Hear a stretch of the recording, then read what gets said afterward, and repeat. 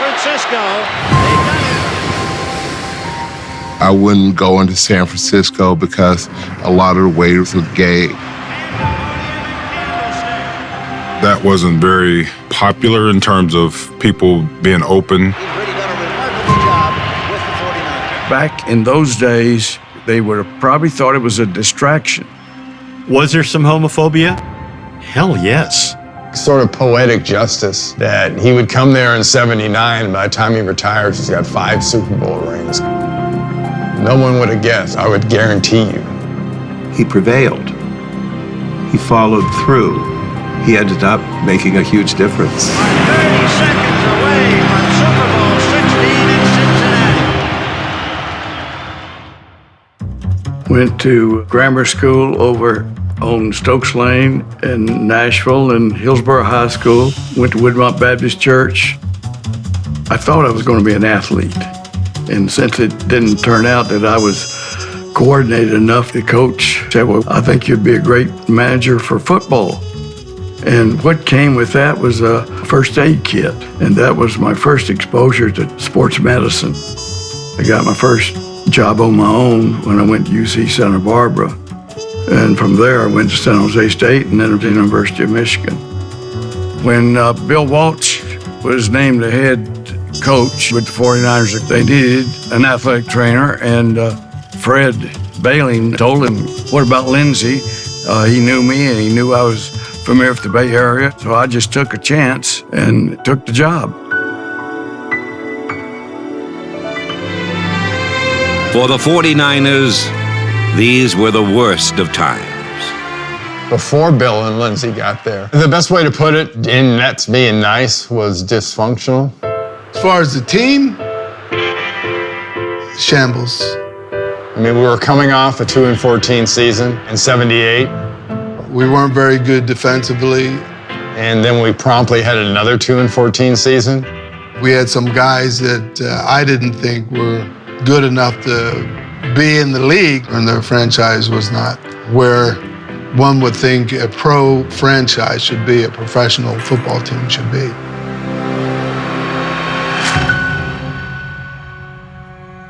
I always tried to do what everybody else did, like take somebody to the prom. Didn't seem to work for me. I was attracted to the cute boys even when I was in high school. I said, well, I'm gonna grow out of this and I'll be like everybody else. But eventually I realized it just wasn't my role in life to be with a woman. I knew he was gay when he was at Michigan. And then some years pass, he winds up in San Francisco. I honestly don't think they would have hired me if I'd said, by the way, before you hire me, I'm gonna tell you I'm gay. It wasn't exactly a secret, but I just didn't want to bring it up. Back in those days, they would have probably thought it was a distraction. It was a strange time for San Francisco. It was a much different world for the people we now call LGBT. When I came of age and began to understand my sexual orientation, it was still a felony in most places in this country. It was actually illegal in many jurisdictions for groups of gay people to even congregate. The relationship between the emerging gay community and the police department was really awful. But there were many people who were trying in many different ways to mitigate that situation. Harvey Milk and his partner Scott Smith moved here. He ran for San Francisco Board of Supervisors twice and lost. He ran for the state assembly and lost. But with each campaign and each election, he grew. At a time when fewer than a half dozen openly gay and lesbian people had ever been elected to public office, he was the first to do it in California.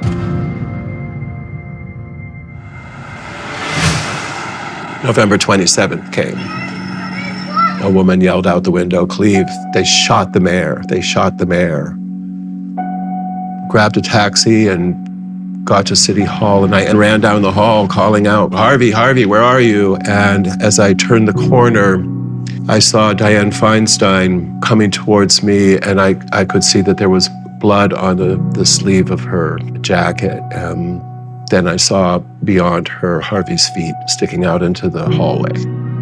Both Mayor Moscone and Supervisor Harvey Milk have been shot and killed. All I could think of was, it's all over now, you know. It's just over. He was our leader. And people came from all over, you know, every neighborhood of San Francisco, all over the Bay Area, gay and straight and young and old and black and brown and white and immigrant and native born. And they came to Castro Street, Harvey Street, and lit candles, and we marched in silence all the way to City Hall and filled Civic Center Plaza. I looked at that and I thought, well, it's not over, it's just beginning. Sources say White appeared calm when he surrendered. We knew almost immediately that it was Dan White. There was skepticism that justice would be done. I told people, you know, stop with the conspiracy theories. The verdict's just come in. Voluntary manslaughter on both counts. It was like this visceral, you know, punch in the stomach. That's how little value is placed on our lives in this country. I was furious. As the sun began to go down, people started rioting. They started breaking windows. The police sent in a convoy of squad cars with the shields and the batons, and people began running and panicking, and there was tear gas. Chaotic mess of people who'd been running desperately to avoid the police towards Market Street slowed down, turned around, and fought back. The police were sent running, they abandoned their cars, and the crowd burned all of them. A lot of the tension that had built up really over an 8-10 year period, it was a reaction to the police roughing people up that had been a long time coming. There was a lot of political unrest in San Francisco, and it was in dire need of a boost, a shot in the arm to sort of get it kick-started. That something was excitement. It was clear that Bill Walsh had motivated the 49ers. His way toward the end zone. He's in. A 49er touchdown. Looking downfield, and it is intercepted. It is all over. The 49ers have beaten the Giants. The 49ers have won the Western Division title. Welcome to Candlestick Park, and we are about ready to get the championship game underway. Thurman, Montana throwing short to Solomon, who goes over. 2nd and 6 from the 20. Cooper in motion. Elliott stays in the block, and Montana throwing in the end zone to Clark. Touchdown!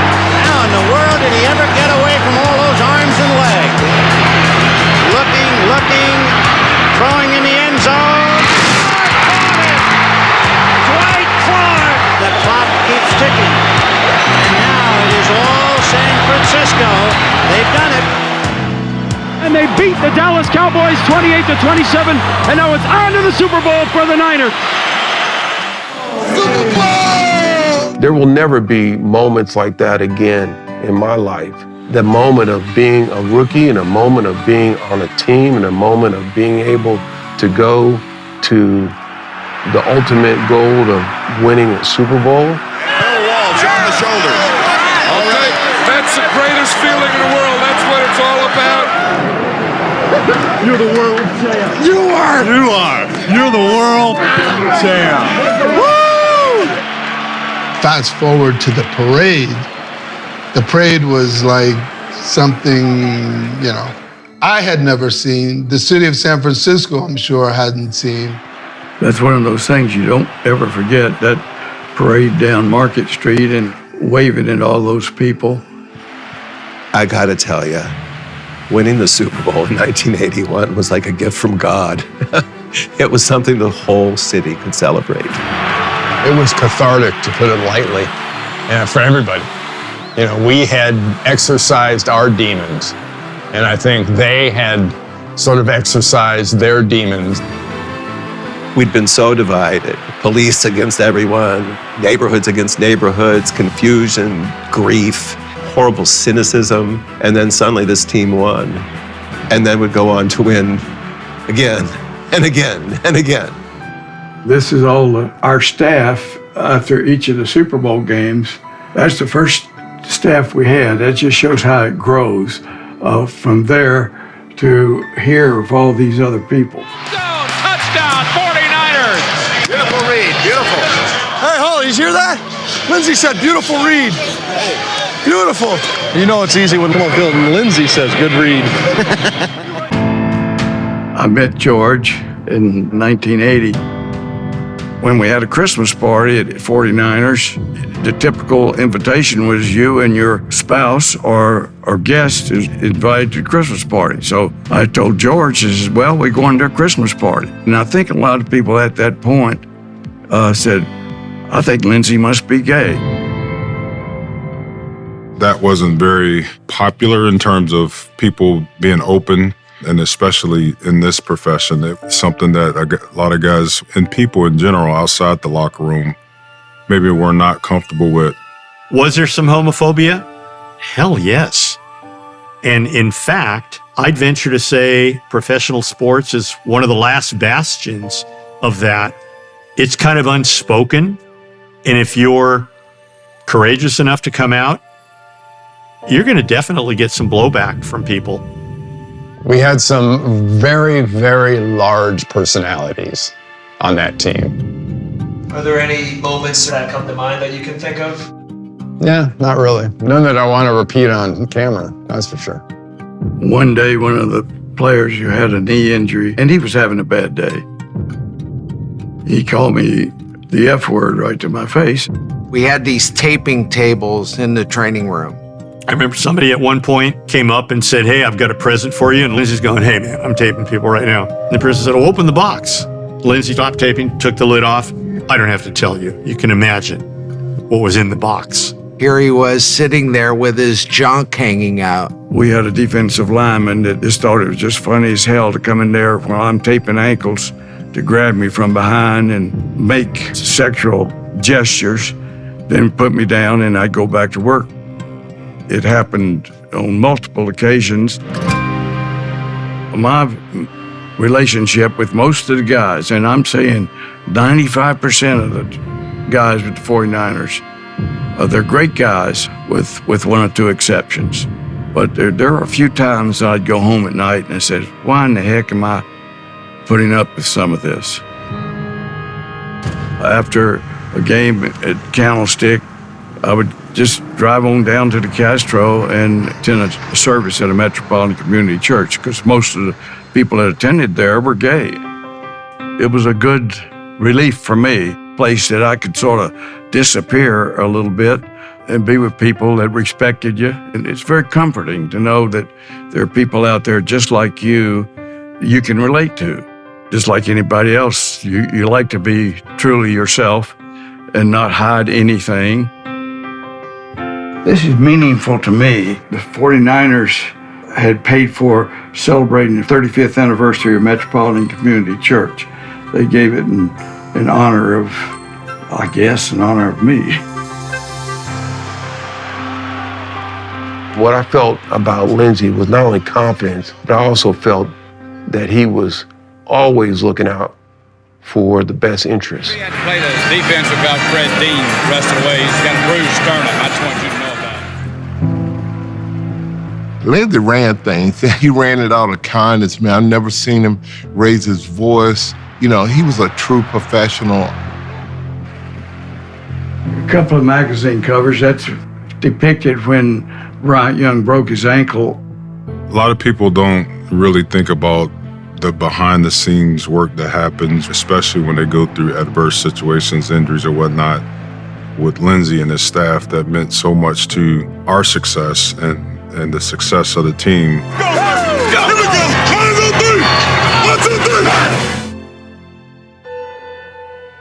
In June of 1981, 45 years ago, the first account of clusters of gay men contracting these strange illnesses. The AIDS virus attacks and destroys white blood cells, stripping the body of its resistance to other illnesses. Almost everyone I knew was dead. or dying or caring for someone who was dying. It came through this city like an avalanche and ultimately would take the lives of over 20,000 San Franciscans. It was a very grim, difficult 10 years. And yet every time the Niners won, our neighborhood would just put aside all the grief and the misery, and we would party as hard as any other neighborhood in this town. And the next day they'd have to clean up all the toilet paper that had been flung up on the muni wires and pick up all the beer cans. I really don't think you could possibly overstate how much people loved and appreciated the Niners during that time. We just needed a reason to celebrate and to come together and just have that joy. Hurst takes advantage of it. He takes a handoff, sweeps to his right, comes down to the 30, he's down to the 20, he's down to the 10, he's down to the 5, he's into the end zone. Touchdown! Touchdown, 49ers! 49ers were on a roll, and I think there was a lot of thought that, hey, they could potentially go all the way, but they were so driven by their running game, by Garrison Hurst. The Georgia Dome is expected to be noisy today as the Atlanta Falcons take on the San Francisco 49ers. And the first play is Garrison Hurst. And I don't like the way Garrison Hurst is laying on the ground. In fact, they're stopping it right now. And he is hurt now. That is not a fast start for San Francisco. And when he went down with that injury, their season came to an end. Garrison Hurst, it could have easily been a career-ending injury, and there were some serious doubts of whether Garrison Hurst would ever play football again. I need some fresh legs just to run with. To get Garrison Hurst back on the field and playing at the level that he played at once he came back, winning NFL Comeback Player of the Year, the top name on that list has to be Lindsy. All the reporters go in the locker room, they'd go around asking players, what would you like to say about that? The comments he made were related to a player from the Green Bay Packers coming out after he'd retired. And poor old Garrison wasn't 100% physically. He said, I don't want no f***s on my team. And oh man, did that ever hit the newspapers. There was definitely a public outcry. You knew that there was going to be extreme backlash of Garrison Hurst. There was going to be extreme backlash of the San Francisco 49ers. I knew Garrison so well. I mean, he's such a great guy. He didn't mean anything by it, but at this point, I've been there so long, I didn't think it would get rid of me. I went to the owner and I said, would you like me to come out and show support for the gay community from the 49ers? And he said, Lindsay, I would never ask you to do anything like that. That really shook up the Niners. The San Francisco 49ers was the first franchise to officially recognize and implement a domestic partner's benefits. And I must tell you, a significant reason for doing that, if not the main reason for doing that, was our respect for and our admiration for Lindsay McLean. I guess I could owe Garrison a big thank you. We're moving on up, baby. George was having some medical issues. He had liver cancer and had been treated for several years. It was getting to the point that I knew that he wasn't going to be around much longer, and I decided it's time for me to retire to basically take care of George. This is what I put together after his memorial service. This was the program that I'd made up. Bill Walsh's secretary paid for this catering service to come out and do it. Some of the pictures of him as a young man. This is a picture or print that they made when I retired where I'm taping Bryant Young's ankle. That's the last ankle I ever taped. When I retired, I didn't think anything about my sexual orientation or anything.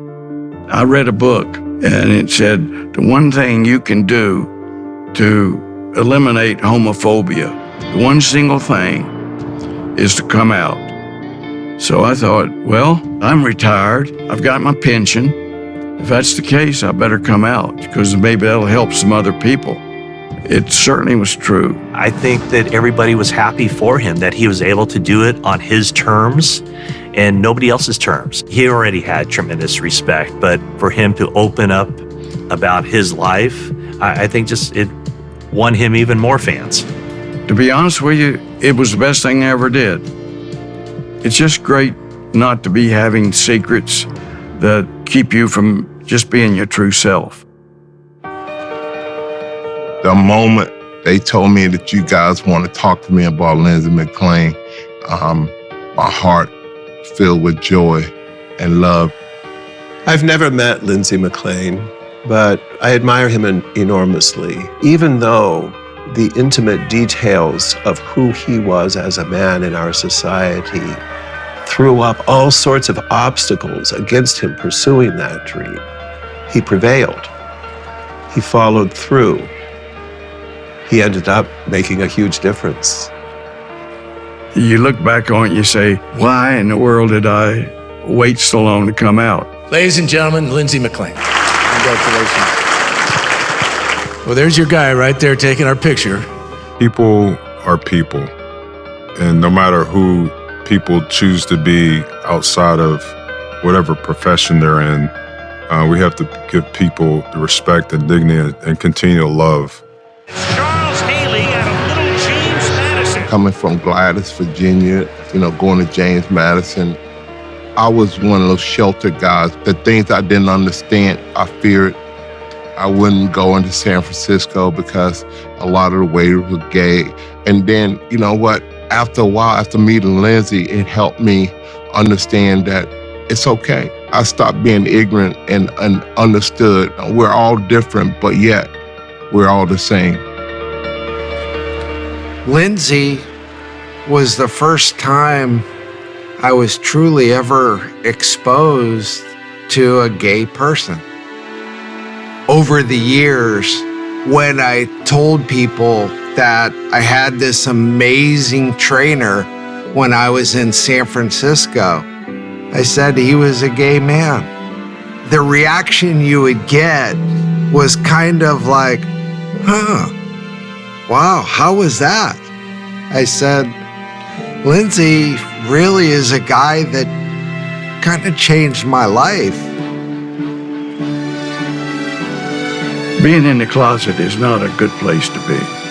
We have a short life on this planet, and you want to be as comfortable with your life as you possibly can. If there's any lesson, it's just to be yourself. Don't try to hide what you are or who you love. There's a lot of love in this world.